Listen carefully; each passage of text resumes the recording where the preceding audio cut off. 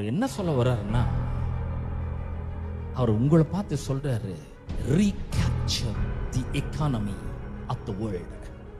இதுதான் உங்களை குறித்த தேவனுடைய திட்டமா இருக்குது. சரி, வெறும் உங்களோட குடும்பத்தை நடத்துறதுக்கு மட்டும் கிடையாதுங்க. நம்ம நான் கேட்கிறோம், ஐயோ சாமி எனக்கு மாசம் ஒரு 50,000 ரூபாய் கிடைச்சா போதுங்க, ராஜா மாதிரி வாழ்வேன். அதுக்காகவா அவர் சொல்ற இவ்வளவும் பண்ணுகிறார், இவ்வளவு பாடுபட்டு அவருங்க மனுஷனா கீழே இறங்கி வந்து பரலோக மேன்மொட்டு பூமிக்கு கீழே இறங்கி வந்து பாடுபட்டு ரத்தம் சிந்தி, வெளியேறப்பட்ட ரத்தத்தை சிந்தி அவர் உயிரையே கொடுத்து, அவ்வளோ அடிகள் வாங்கி உயிரை கொடுத்து மரித்து அடக்கம் பண்ணப்பட்ட 3ஆவது நாள் உயிரோடு கூட எழுந்து கல்லெல்லாம் புரட்டு தள்ளி வந்து பிசாசுகிட்ட போய் அவனுடைய வல்லமைகள்லாம் உரிந்து கொண்டு அவனை வெளியரங்கமான கோலமாக்கி சிலுவையில் வெட்டி சிறந்து போய் பிதாவுடைய வலது பார்சத்தில் வீட்டு இருக்கிறாங்க. வெறும் நம்ம குடும்ப தேவைகள் சந்திக்கப்படுறதுக்குன்னு நினைக்கிறீங்களா? You must recapture the economy of this world, my dear friend.